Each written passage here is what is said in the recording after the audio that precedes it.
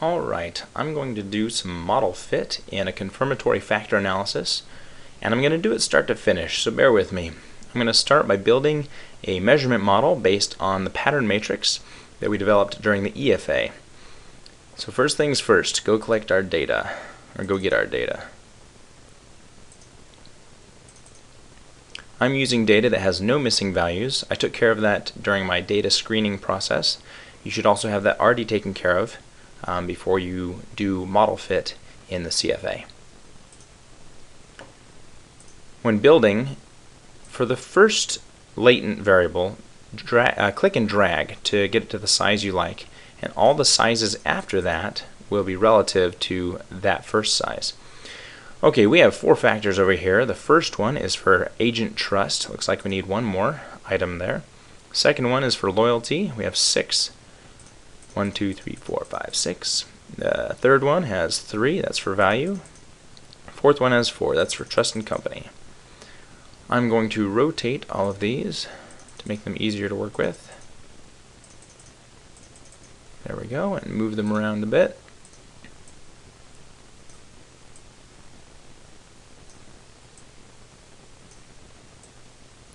There we go, zoom in a little. There we go. Now I'm going to move these back so we can see values when they're present. Oops. Uncheck that. There we go. And then covary them. Good. And then name them. Oops. I had the resize thing on. Double click to name them. The first one is for agent trust. Second one is for loyalty. Third one is for value. And the fourth one is for company trust.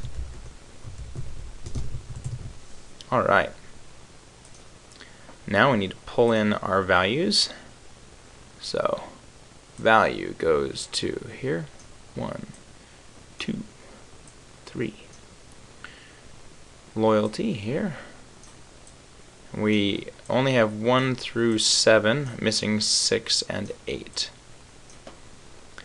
Trust and agent goes here.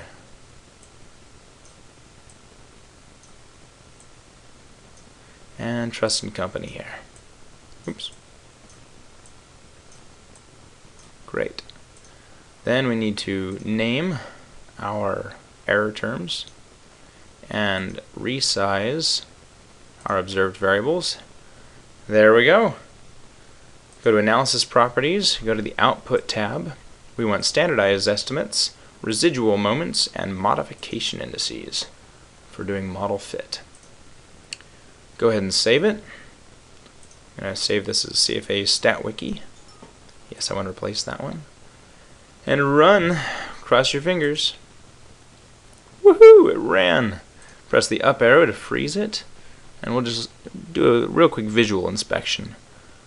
We're looking pretty good actually when it comes to the loadings. These are really nice high loadings. These couple issues here in loyalty, a 0.47, a 0.67, those might cause trouble with model fit. Value looks fine. Company trust looks fine. We've got actually very high covariances, so if we were doing a validity check, we might have discriminant validity issues. But we're doing model fit. So go to the output. We're going to look at model fit. We see that the C-min of DF is just below that upper threshold of 5.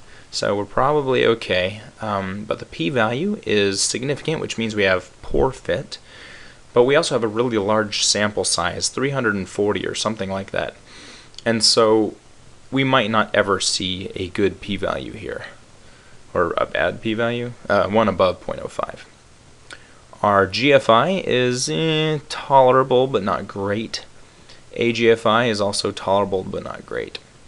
CFI is borderline fine. See a PCFI, just fine I guess. Should be really above 0.8 would be nice. Our P close is not acceptable. It should be above 0.05.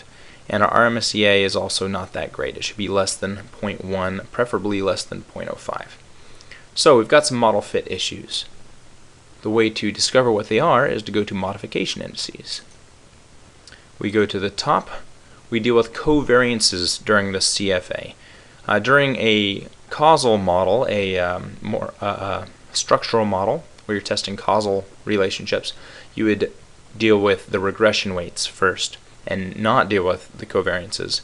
But during a CFA, you deal with covariances, and you only deal with the covariances between errors, and only the errors that are on the same factor. So, for example, let's go find a big one. Here's 79. That's big. It's from E6 to E7, and we look here. E6 is here on loyalty 5, and E7 is on loyalty 4. We may covary those if we like, in order to improve our model fit, because they are on the same factor. What I think I'm going to do first, though, actually, is just remove a couple of these items because they're loading so lowly. So we see that loyalty 7 is loading very low. I'm going to go ahead and just get rid of it. We have 6 items there. We're probably okay. Now you'll see that since I remove that one, the constrained regression weight is missing from this set. I need to constrain one of them. So I just double click one of these lines here and I set the regression weight to 1. I'm constraining it to be 1. For some reason AMOS requires that. So now that AMOS is happy, we run it again.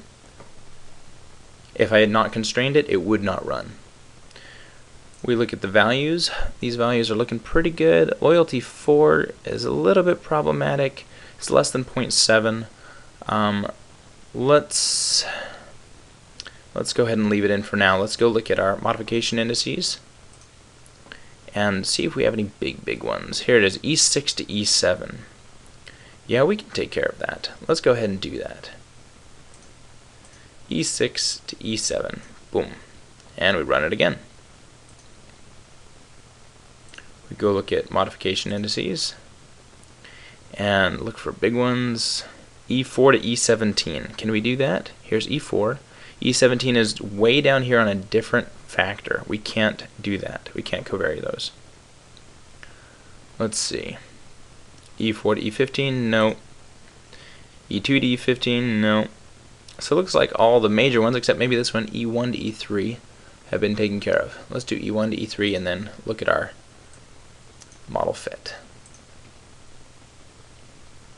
Alright. Oops.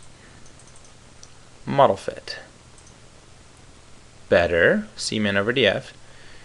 Our GFI is still not great, but better. It's approaching that 0.9 level. Our CFI is just fine. PCFI is probably alright. The P close, still not good, but our RMCA is better. So this is good. This is much better. The next thing we can do is look at the residuals to see exactly where we have discrepancies between our proposed model and our estimated model. So you go to Estimates, Matrices, Standardized Residual Covariances.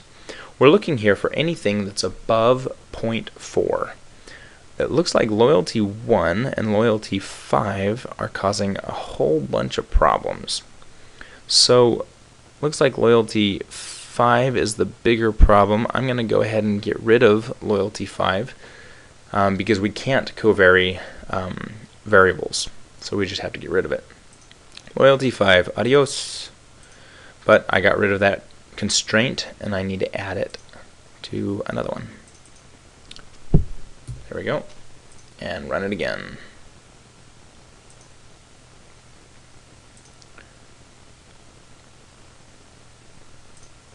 Let's see, where'd you go?